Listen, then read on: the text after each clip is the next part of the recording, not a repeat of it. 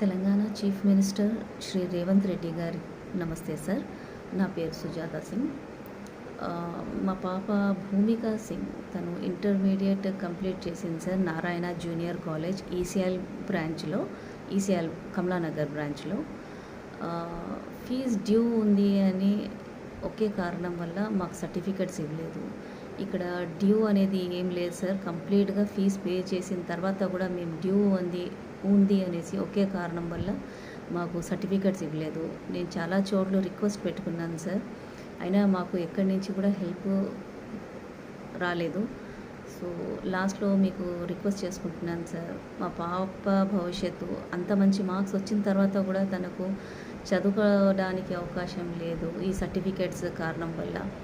దయచేసి please sir, please ఒక్క request sir, please మీకు రిక్వెస్ట్ చేసుకుంటున్నాను, మా పాప సర్టిఫికెట్స్ మాకు కావాలి. దయచేసి మీరు ఒక్కసారి కొంచెం మా మనవి విని మా సర్టిఫికెట్స్ వచ్చేలాగా ప్లీజ్ చూడండి sir. Thank you so much sir. ఇది ఒక హృదయ విదారకమైనటువంటి సంఘటన.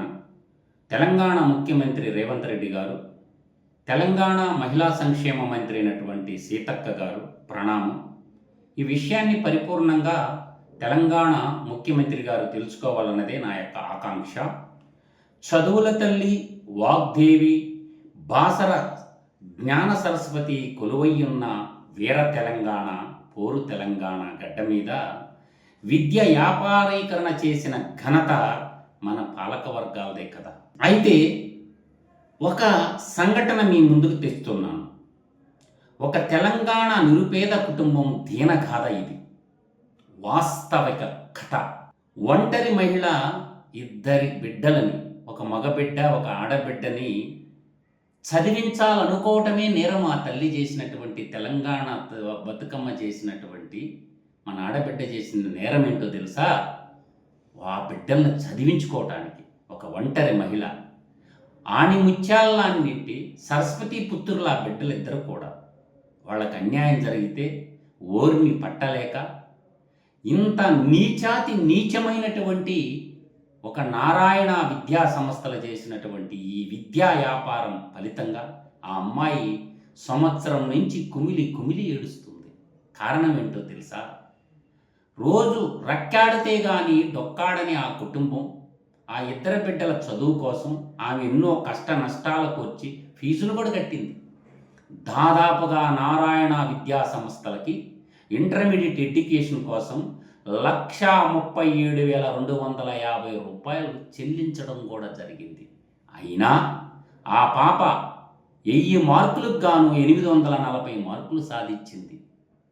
ఒక పూట తిని తినక చదువుకున్న, చదివే ఆస్తిగా భావించే ఈ రోజుల్లో చదువుకుంటే ఆ పాపకి సర్టిఫికేట్లు ఇవ్వలేదా కారణంగా సంవత్సరం విద్య వేస్ట్ అయిపోయింది. ఈ సమస్యకి పరిష్కారం లేదా అని నేను అంటున్నాను. ఆలోచించండి. నారాయణ విద్యా సంస్థల యొక్క దాష్టికాలని ఇప్పుడైనా గుర్తించండి. విద్య ప్రైవేటీకరణ కారణంగా సర్వనాశనం అయిపోయింది. చట్టసభల్లో ఉన్నటువంటి ఎమ్మెల్యేలు ఆలోచించండి, ప్రజాప్రతినిధులు ఆలోచించండి, ప్రజలు ఆలోచించండి. ఆ అమ్మ యొక్క దీనగాథ వాళ్ళ అమ్మ మాటల్లో మీకు వినిపిస్తా. ఏనండి, వాస్తవం మంచి ఎంతో చెడుందో తెలుసుకోండి.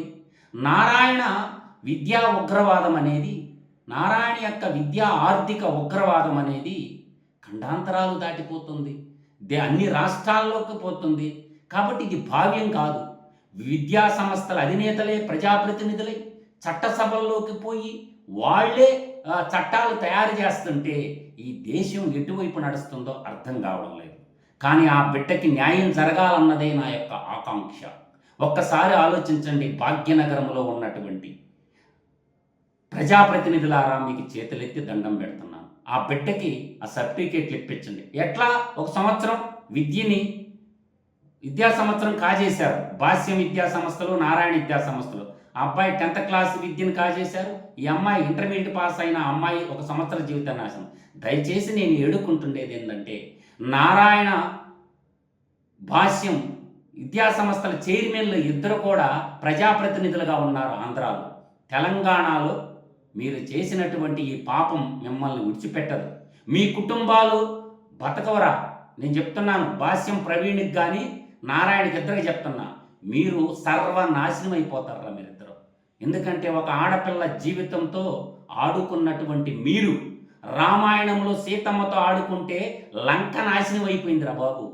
అదే మహాభారతంలో ద్రౌపదితో కౌరవులు ఆడుకుంటే ఏమైందో తెలుసా? కురువంశం నిర్వంశం అయిందిరా నాయన. ఒక ఆడబిడ్డ జీవితంతో ఆడుకున్న మీ భాష్యం సంస్థలు, మీ నారాయణ సంస్థలు సర్వనాశనం కాక తప్పదురా. దయచేసి తెలంగాణ ముఖ్యమంత్రి రేవంత్ రెడ్డి గారు, మహిళల సంక్షేమం చూసేటటువంటి సీతక్క గారు, ఆ ఆడబిడ్డ సమస్యని మీ దృష్టికి తెస్తున్నాను, పరిష్కరించండి. ఆ అమ్మాయి యొక్క మార్కుల జాబితాను, ఆ అమ్మాయి టీసీ ఇప్పించవలసిందిగా కోరుకుంటున్నాను. రాష్ట్రపతికి మొరపెట్టుకున్నది, సుప్రీంకోర్టు చీఫ్ జస్టిస్కి మొరపెట్టుకున్నది, తెలంగాణ గవర్నర్కి ఇచ్చింది, తెలంగాణ ముఖ్యమంత్రికి ఇచ్చింది, తర్వాత లోక్ అదాలత్లో జడ్జికి ఇచ్చింది, తెలంగాణ చీఫ్ జస్టిస్కి కూడా లెటర్లు పెట్టింది.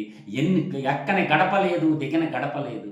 ఎవ్వరూ పని చేయకపోతే మనం ప్రజాస్వామ్యంలో బతుకుతున్నామా, అరణ్యాల్లో ఉన్నామా? ఆ అరణ్య రోదనగా మిగిలిపోయింది ఈ జనారణ్యంలో. ఒక్క అధికారైనా, ఒక్క ప్రజాప్రతినిధి అయినా, ఈరోజు హరీష్ రావు మంచి ఉన్నత విద్యాధికుడు, మంచి వక్త బీఆర్ఎస్ పార్టీలో. హరీష్ రావు గారు మీరన్నా ఎత్తుకోండి. వెంకటరమణారెడ్డి గారు మీరు బీజేపీ పార్టీలో మాట్లాడుతూ ఉంటారు. కామారెడ్డి ఎమ్మెల్యే గారు వెంకటరమణారెడ్డి గారు మీరన్నా భుజాలకు ఎత్తుకోండి అయ్యా. ఏంటి ఈ సమస్య? ఈ నారాయణ సంస్థలు, భాష్యం సంస్థల యొక్క విద్యా ఆర్థిక ఉగ్రవాదం మీద మీరు తక్షణ చర్యలు తీసుకోవాలని కోరుకుంటున్నాను. ఆ పాప సర్టిఫికేట్లు ఇప్పించమని చేతులు జోడించి వేడుకుంటున్నాను. తెలంగాణ జర్నలిస్టులారా మేల్కోండి. మీరందరూ కూడా ఆ అమ్మాయి పక్షాన్ని నిలబడండి. ప్రజా సంఘాలు కూడా అమ్మాయికి అండగా నిలబడండి. నా ఈసీఎల్లో ఉన్నటువంటి నారాయణ విద్యా సంస్థ, కమలానగర్లో ఉన్న నారాయణ విద్యా సంస్థ, అక్కడ సౌమ్యారెడ్డి అంట, ఆమె ప్రిన్సిపాల్, మానవత ఇలువలు లేనటువంటి ఆమె కూడా ఒక స్త్రీమూర్తి. అమ్మ మీకు 2 చేతులెత్తే దండం పెడతానమ్మా. ఆడబిడ్డ జీవితాలతో ఆడుకోవద్దు. విద్యా సంస్థలు వాళ్ళందరూ రాజకీయవేత్తలు అయిపోయి, వ్యాపార సంస్థలందరూ రాజకీయవేత్తలు ప్రజాస్వామ్యాన్ని బస్టు పట్టిస్తున్నారు, దేశాన్ని నాశనం చేస్తున్నారు. విద్యనే ఆస్తిగా భావించిన తల్లిదండ్రులు అప్పులు పాలుపై అల్లో రామచంద్రాన్ని మీ జీవానికి అల్లాడిపోతున్నారు. కాబట్టి ఆ భూమిక సింగ్ యొక్క సర్టిఫికేట్ ఇప్పించవలసిందిగా తెలంగాణ ముఖ్యమంత్రి, విద్యాశాఖ మంత్రి కూడా ముఖ్యమంత్రి కాబట్టి మీ పాదాలకు నమస్కరించుకుంటున్నాం రేవంత్ రెడ్డి గారు. దయచేసి ఆ అమ్మాయికి న్యాయం చేయండి. ఆ అమ్మాయి తెలంగాణ ఆడబిడ్డ.